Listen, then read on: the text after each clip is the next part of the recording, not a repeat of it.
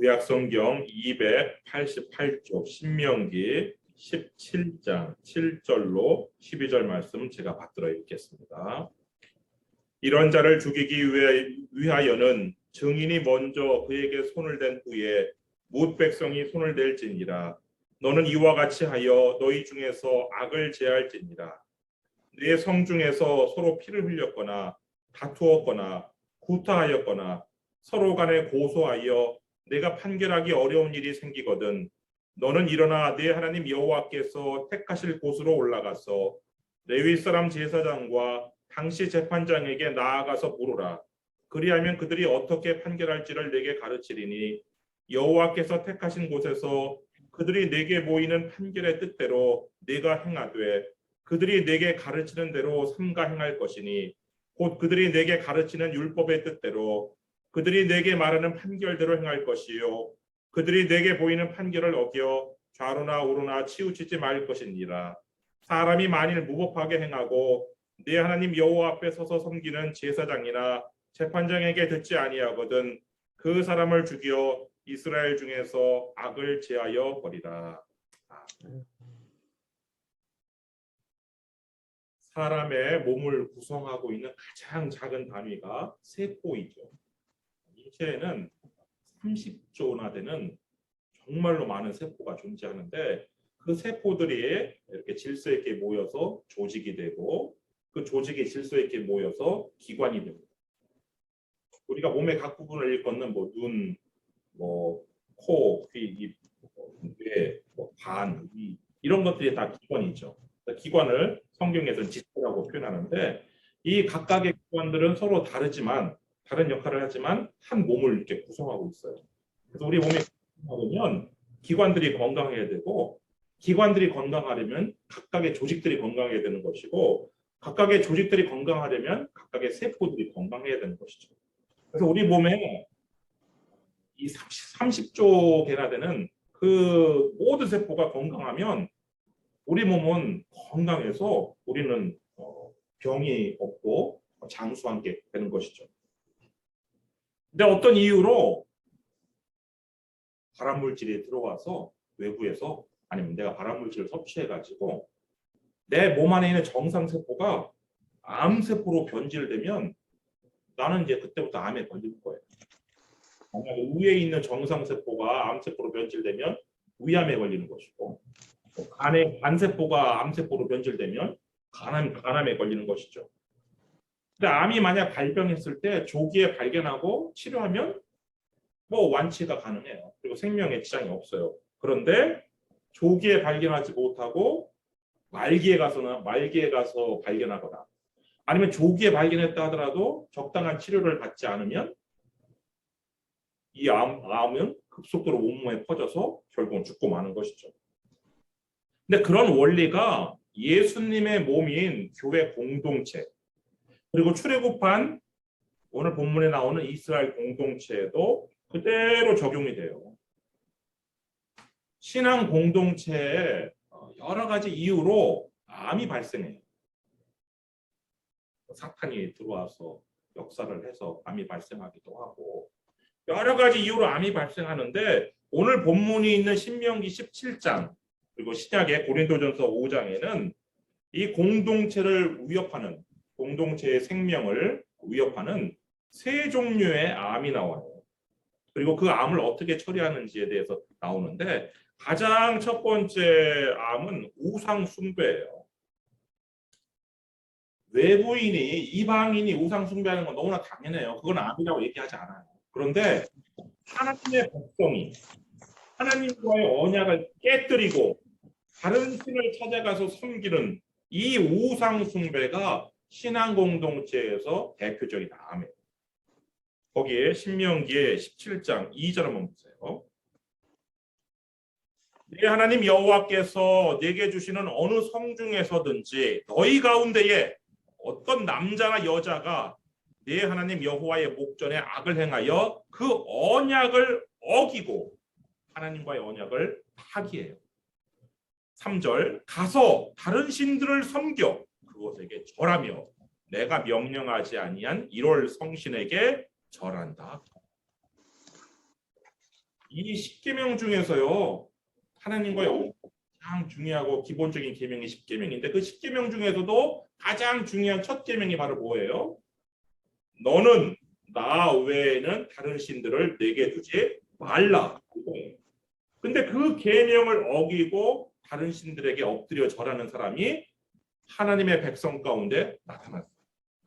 이런 자들이 바로 우상 숭배자들인데 이 우상 숭배자에 대해서 바르게 조치하지 않으면 암이 온몸에 퍼지듯이 이 온 공동체에 우상 숭배가 퍼져 나가는 거예요. 그래서 하나님께서는 이 우상 숭배자가 나타났을 때에 처리해야 될 방법을 구체적으로 알려주는데 첫 번째는 조사해보라는 거예요. 4절 말씀. 그것이 내게 알려짐으로 내가 듣거든 자세히 조사해 볼지니. 왜 하나님께서 먼저 조사라고 말씀하세요? 이런 일은 대단히 신중하게 판단해야 돼요. 마치 우리가 몸에 이상한 현상이 발생했을 때 우리 몸을 자세히 검사받잖아요. 암이 의심스러우면 조직을 떼어내서 검사를 받잖아요. 그것처럼 하나님께서는 누가 우상숭배했습니다. 이런 말 들은 걸로 바로 우상숭배자로 몰아서 처리하지 말고 중세에는 그런 일들이 있었죠. 마녀 사냥이라는 거잖아요. 그냥 마녀로 몰아서 그냥 조사도 하지 않고 그냥 그렇게 누가 마녀 짓을 했다면 그대로 그냥 화형에 처하는. 근데 하나님의 법은 그것이 아니에요. 자세히 조사해 보라는 거예요. 자세히 조사하는데 한 사람의 증언으로는 절대로 판단을 내려서는 안 돼요. 반드시 두세 사람의 증언이 있어야 되는데 근데 그 조사 결과 이 사람이 정말 우상숭배를 했어요. 우상숭배자로 판명이 되었어요. 그러면 4절 다시 또 읽을게요. 그것이 내게 알려짐으로 내가 듣거든 자세히 조사해 볼지니 만일 그 일과 말이 확실하여 이스라엘 중에 이런 가증한 일을 행함이 있으면 너는 그 악을 행한 남자나 여자를 내 성문으로 끌어내고 그 남자나 여자를 돌로 쳐 죽이되. 성 안에서는 피를 흘려서는 안 돼요. 그래서 성문 바깥으로 끌어내야 돼요. 그리고 온 백성이 돌로 쳐서 죽이는 투석형이라고 그러죠. 그 투석형으로 공동체에서 그 우상숭배자를 제거하는 거예요. 이거는 마치 내가 암이 몸에 안에 발생했다는 것이 판명이 되면 암덩어리를 내 몸에서 떼어내는 것과 같은 치료법이죠.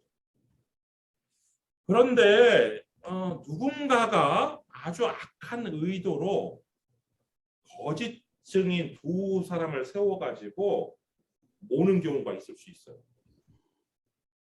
그 아하브 왕의 악한 그 왕비였던 이세벨 왕비가 그런 짓을 했는데 남편이 포도원을 너무 갖고 싶어요. 근데 포도원 주인한테 팔으라고 했는데 안 팔아요. 왜냐하면 이 땅은 파는 게 아니기 때문에 하나님께서 기업으로 주신 땅은 파는 게 아니기 때문에 안 팔아요. 이 나봇의 포도원을 사고 싶은데 못 사서 이 아하브 왕이 끙끙 알아 누워 있으니까 이 왕비 이세벨 왕비가 자기가 직접 손을 써요.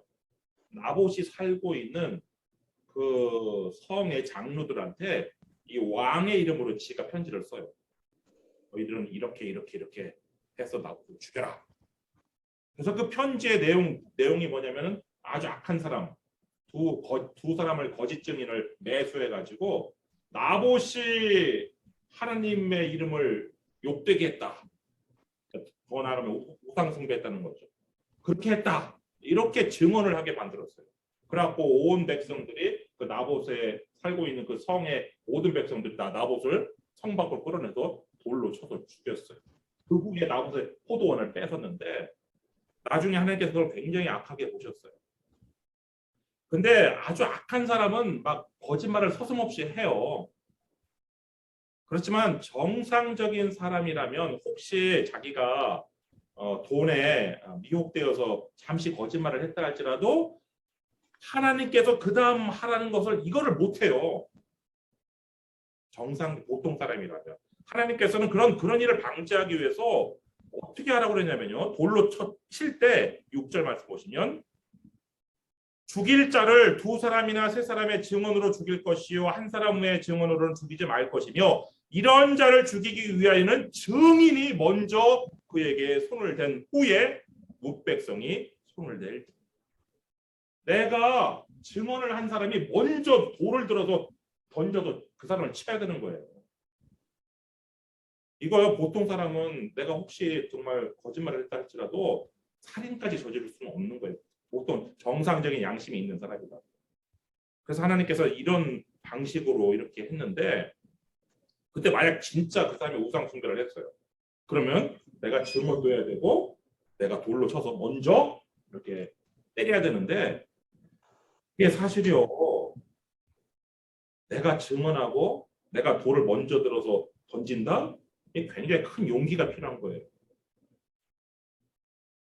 그런데 그 용기를 내야 공동체 안에서 악을 송두리 있게 뿌리 뽑을 수 있는 거예요. 그렇게 해야 이 공동체 전체를 살릴 수가 있는 거예요.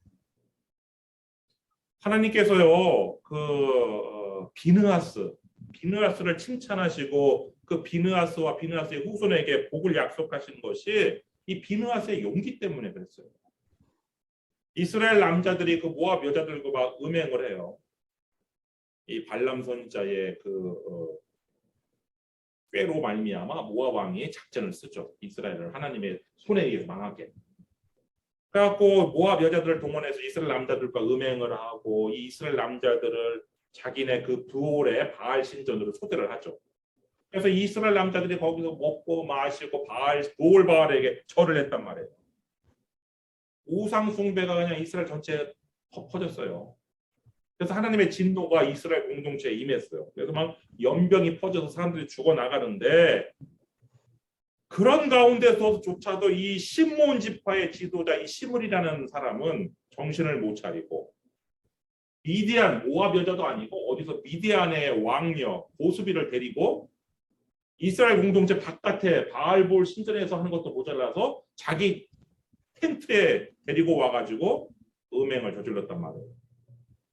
근데 아무도, 남자는 시므온 지파의 지도자고 여자는 미디안 왕의 딸이라서 그런지 아무도 건들지를 못해요. 선뜻 나서지를 못해요. 시므리와 고수비를 제지한 사람이 아무도 없어요. 근데 이때 비느하스가 손에 창을 들고 분연히 일어나가지고 시므리의 장막으로 돌아가서 시므리와 고수비의 배를 꿰뚫어서 두 사람을 죽였어요. 대단한 용기가 아닐 수 없죠. 근데 그 결과 연병이 그치고 이스라엘 공동체가 생명을 보존할 수 있었고, 하나님께서는 이 비느하스의 용기를 칭찬하시고 비느하스와 비느하스의 자손에게 상급을 약속을 하셨던 것이죠. 그래서 우리가 우상 숭배 이런 암적 존재에 대해서 우리가 어떤 먼저 증언을 해야 되고 돌을 던질 수 있는 용기를 내는 것은 하나님께서 이 비느하스에게 주시는 칭찬과 상급을 받는 것과 다름이 없는데, 만약에 근데 그 우상 숭배자가 내 가족이에요. 그리고 내 친한 친구예요. 그럼 어떻게 될까요? 그러면은 그냥 죽어서 이렇게 숨겨줘야 되는 거 아닐까요? 들켜서 발각나면 죽는데. 신명기 13장에 그 대답이 나와 있는데요. 좀 넘겨보셔서 신명기 13장 6절 한번 가보세요. 2장 넘기시면 신명기 13장이 나올 건데요. 거기에 신명기 13장 6절부터 9절까지 한번 보겠습니다. 내 어머니의 아들 곧 내 형제나 내 자녀나 내 품의 아내나 너와 생명을 함께하는 친구가 가만히 너를 꾀어 이르기를, 너와 네 조상들이 알지 못하던 다른 신들 곧 내 사방을 둘러싸고 있는 민족, 혹 내게서 가깝든지 내게서 멀든지 땅 이 끝에서 저 끝까지에 있는 민족의 신들을 우리가 가서 섬기자 할지라도 너는, 신명기 13장 8절이요, 너는 그를 따르지 말며 듣지 말며 긍휼히 여기지 말며 애석히 여기지 말며 덮어 숨기지 말고 너는 용서 없이 그를 죽이되 죽일 때에 내가 먼저 그에게 손을 대고 후에 뭇백성이 손을 대라.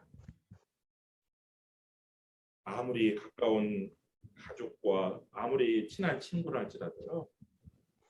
덮어 숨기지 말고 용서 없이 죽이는 거예요. 왜 하나님께서 이렇게 명령을 하시냐면요.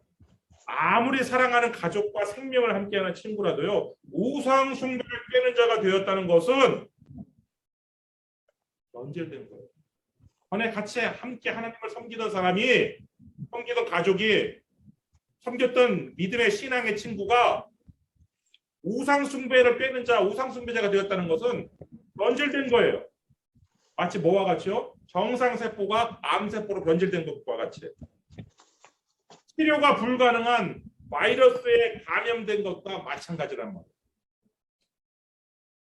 전에는 사랑하는 가족과 친구였지만 이제는 치료가 불가능하고 전염성이 얼마나 강한지 옆에 스치기만 해도 걸리고 걸리면 죽을 수도 있는 무서운 바이러스 보균자인 거예요. 따라서 그 사람을 공동체에서 격리시키지 않으면 공동체 전체가 위험에 빠지는 거예요. 그래서 전에는 함께 하나님을 섬겼던 가족과 친구라 할지라도 우상 숭배자로 변질된 이후에는 더 이상 가족과 친구라고 생각해서는 안 되는 거예요. 가족이든 친구든 이웃이든 우상 숭배자는 암적 존재로 이 공동체 전체를 위해서 제거되어야 된다는 것이 하나님의 명령인데요. 두 번째 암적 존재가 있어요. 그거는 바로 오늘 본문으로 다시 돌아오면 무법자예요. 무법자. 신명기 17장 12절 보시면 사람이 만일 무법하게 행하고 네 하나님 여호와 앞에 서서 섬기는 제사장이나 재판장에게 듣지 아니하거든 그 사람을 죽여 이스라엘 중에서 악을 제하여라.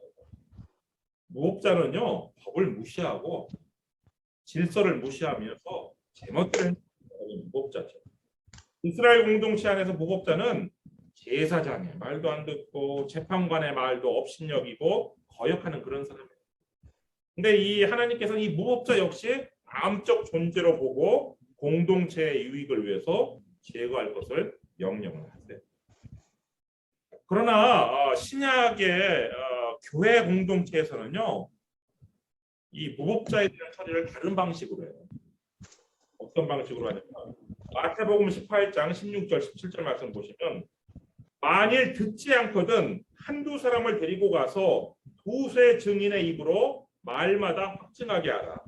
만일 그들의 말도 듣지 않거든 교회의 말하고 교회의 말도 듣지 않거든 이방인과 세리와 같이 여기라. 그러니까 신약의 교회 공동체에서는요 무법자를 이방인과 세리와 같이 여기라. 근데 거기서 이방인과 세리와 같이 여기라는 것은 더 이상 형제로 여기지 말라는 뜻으로 교회 공동체에서 출교시키는 것을 뜻해요. 그러니까 신약에서는 구약에서는 무법자를 투석형을 가해서 공동체에서 제거할 것을 명령했지만 신약에서는 무법자를 공동체에서 출교시키는 것으로 제거하도록 가르치고 있는 것이죠. 근데 여기서 한 가지 우리가 짚고 넘어갈 것이 왜 우리 건강했던 몸인데 내가 건강했던 몸인데 저 사람 건강했는데 갑자기 호남 사기래 말기래 왜 건강한 신앙 공동체였는데 이런 암이 발생할까요? 암이 발병할까요? 우리 인체에서 정상세포가 암세포로 변질되는 이유는 딱 한 가지로 꼬집어 말할 수는 없어요. 그러나 분명한 것은 암을 일으키는 발암물질이 우리 몸속에 들어와서 정상세포를 암세포로 변질시키는데 어떤 작용을 하는 것은 분명해. 신앙 공동체에도요. 암이 발생하는 이유가 여러 가지 있는데 가장 분명한 것이 뭐냐면요. 예물과 관련돼요. 예물. 거기 신명기 17장 1절 한번 보세요. 흠이나 악질이 있는 소와 양은 아무것도 네 하나님 여호와께 드리지 말지니 이는 네 하나님 여호와께 가증한 것입니다. 흠이 있는 예물, 가증한 예물을 드리지 말라는 그 명령 다음에 우상 숭배자, 무법자 이런 말씀이 나와요. 이 얘기는요, 다른 각도에서 보면 이 우상 숭배자, 무법자 같은 암적 존재가 신앙 공동체에 발생하는 이유는 그들이 하나님께 가증한 예물을, 흠이 있는 예물을 드렸기 때문에 그런 거예요. 이런 원리가 사도행전에 나오는데요. 오순절 성령 강림으로 생겨난 초대교회 예루살렘 교회는요, 정말 완벽한 공동체였어요. 그 안에 기쁨과 그 안에 즐거움이 가득하였고, 경제적으로든 영적으로든 빈핍한 사람이 아무도 없었어요. 이 세상에 어떤 국가도요, 가난한 자가 없었던 국가는 한 국가도 없었어요. 가난한 사람이 없었던 시기는 한 시기도 없었어요. 근데 예루살렘 교회는 가난한 자가 없었던 완벽한 공동체였어요. 사도행전 4장 22절부터 25절 말씀 보시면, 사도들이 큰 권능으로 주 예수의 부활을 증언하니 우리가 큰 은혜를 받아 그 중에 가난한 사람이 없으니. 얼마나 큰 은혜를 받았는데 가난한 사람이 없었을까요? 이는 밭과 집 있는 자는 팔아 그 판 것의 값을 가져다가 사도들의 발 앞에 두매 사도들이 각 사람의 필요를 따라 나누어 줍니다. 그러니까 왜 가난한 사람이 없었냐면요, 초대교회 재물이 있는 사람이 자신의 재물을 조금 더 아까워하지 않냐고 사도들의 발 앞에 두었어요. 그러니까 교회 헌금을 했어요. 그럼 이 사도들은 그 교회 재정을 교인들의 필요를 살펴가지고 없는 사람들에게 다 공급을 해줬단 말이에요. 필요한 사람들에게. 그러니까 교회 전체가 원래 있는 사람도 뭐 가난해진 게 아니고, 가난했던 사람들은 원래 있던 사람들의 부가 재분배됨으로써 가난을 면하게 되었고, 이런 공동체가 초대교회 예루살렘 교회였어요. 그래서 가난한 사람이 아무도 없는 정말 지상 천국, 지상 낙원이 이루어졌던 거예요, 예루살렘에. 근데 그 완벽한 예루살렘 교회에 암적 존재가 발생했어요. 암적 존재가 나타났어요. 이게 바로 누구냐? 아나니아와 삽비라. 사도행전 4장 마지막에서 그런 구절이 나왔는데, 사도행전 5장 딱 넘어가면 어떤 말씀이 나오냐면요, 1절부터 3절 말씀 보시면, 아나니아라는 사람이 그의 아내 삽비라와 더불어 소유를 팔아 그 값에서 얼마를 감춤해 그 아내도 알더라. 얼마만 가져다가 사도들의 발 앞에 두니 베드로가 이르되, 아나니아야, 어찌하여 사탄이 네 마음에 가득하여 네가 성령을 속이고 땅값 얼마를 감추었느냐. 아나니아가요, 부인 삽비라와 함께 성령을 속이고 하는 게 가전이에요. 여러분, 하나님께 흠이 있는 예물, 가증한 예물을 드리는 사람이 암적 존재로 변질될 가능성이 높은 거예요. 그래서 여러분은요, 하나님께 아무 흠이 없는 온전한 예물을 드리셔야 되고, 하나님께서 기쁘게 받으시는 그런 예물을 드리셔야 되는 거예요. 여하튼 신앙 공동체 안에서 가증한 예물을 드릴 때에 이렇게 암적 존재가 발생하는데, 마지막 암적 존재는, 마지막 암은 음행이에요. 음행. 고린도 교회는요, 이 뭐 나는 베드로, 나는 뭐 개박파다, 나는 뭐 무슨 파다, 아볼로파다, 이런 타당도 문제였지만 더 큰 문제는 음행자가 있었다는 거예요. 고린도전서 5장 1절 말씀 보시면, 너희 중에 심지어 음행이 있다함을 들으니 그런 음행은 이방인 중에서도 없는 것이라. 누가 그 아버지의 아내를 취하였다 하는도다. 여러분, 성경에서 말하는 음행은요, 십계명 중에서 간음하지 말라는 제7계를 범하는 그걸 말하는 거예요. 남의 아내와 동침하는 사람이 음행자인데, 이 고린도 교회 안에 나타나는 음행자는 이웃의 아내도 아니고 아버지의 처와 동침을 하고 그 아버지의 처를 데리고 살았어요. 동거를 하였어요.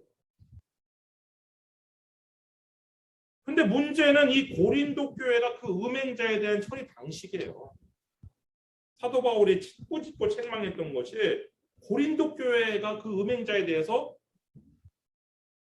처리를 전혀 하질 않았어요. 고린도전서 5장 2절 말씀 보시면 그리하고도 너희가 오히려 교만하여져서 어찌하여 통한이 여기지 아니하고 그 일 행한 자를 너희 중에서 쫓아내지 아니하였느냐. 만약 교회 안에서요 음행이 발생했으면 그 음행이 발생한 사실에 대해서 통탄을 하고 슬퍼를 해야 되는데 이 고린도 교회는 오히려 잘난 체 했어요. 그리고 그 음행자를 교회 공동체에서 제거하지 않았어요. 사실 구약의 율법에 따르면요 그 음행자는 끌어내서 돌로 쳐서 죽이는 수적형으로 처리를 해야 되는 건데, 그러나 적어도 신약의 상황이 그런 상황이 못 되기 때문에 그렇게는 못하더라도 적어도 형제로 여기지 말고 더 이상 이방인과 세리와 같이 여기라는 출교는 했었어야죠. 근데 고린도 교회는 음행을 용납했어요. 그리고 고린도 교회는 그 음행자를 출교하지 않은 것을 자랑했어요. 고린도전서 5장 6절 말씀 보시면 너희가 자랑하는 것이 옳지 아니하도다. 적은 누룩이 온 덩어리에 퍼지는 것을 알지 못하냐? 우리 몸에 암세포가 하나만 생겨도요 이 암세포가 온몸에 퍼져나갈 수 있어요. 또 적은 누룩, 요만한 누룩을 집어넣어도요 이 누룩이 온 반죽을 부풀게 할 수 있어요. 마찬가지로 음행자 한 사람이 교회 공동체 전체를 음행에 빠뜨릴 수 있어요. 그래서 사도 바울은 그 점을 고린도 교회에 일깨워 말하면서 음행자를 출교하라고 명령을 하는데요. 고린도전서 5장 13절 말씀 보시면 밖에 있는 사람들은 하나님이 심판하시려니와 이 악한 사람은 너희 중에서 내쫓으라. 그리고요 이 출교에 대해서 도대체 어떤 사람이 출교의 대상인지 또 출교의 방법이 뭔지 고린도전서 5장에서 이야기하는데요. 고린도전서 5장 11절 말씀 보시면 이제 내가 너희에게 쓴 것은 만일 어떤 형제라 일컫는 자가 음행하거나 탐욕을 부리거나 우상 숭배를 하거나 모욕하거나 술 취하거나 속여 빼앗거든 사귀지도 말고 그런 자와는 함께 먹지도 말라 합니다. 사도 바울이 출교의 대상으로 정한 사람은 여섯 부류의 사람이에요. 일단은 형제라 일컫는 자예요. 그러니까 교회 안에 있는 사람들이에요. 교회 밖에 있는 사람들을 우리가 뭐 판단할 수 없어요. 그건 하나님께서 맡기는 거예요. 또 교회 안에 있는 사람들, 교인이라고 하면서도 음행자, 교인이라고 하면서도 탐욕을 부리는 탐심자, 교인이라고 하면서 우상숭배라는 우상숭배자, 교인이라고 하면서 남을 모독하는, 이 남을 모독하는 사람은 원문의 뜻을 보면요, 남을 중상모략하는 사람, 있지도 않은 사실을 있다고 말하면서 중상모략하는 사람. 또 늘 교인이라고 하면서 성령에 충만한 것이 아니라 술에 늘 취해서 사는 술주정뱅이.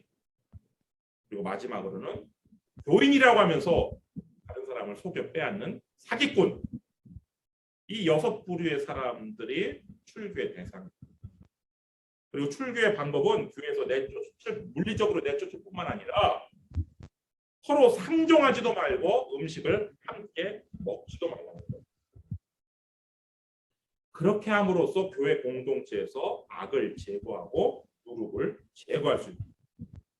내가 내 몸에서 암덩어리를 떼어내어야, 제거해야 내 몸 안에 암이 더 이상 번지지 않아서 몸이 살 수 있는 것처럼 이렇게 출교를 통해서 음행자를 또 암적 존재들을 제거해야만 교회 공동체를 살 수 있는 것이죠. 이와 같은 원리는 가정 공동체에도 마찬가지로 적용됩니다.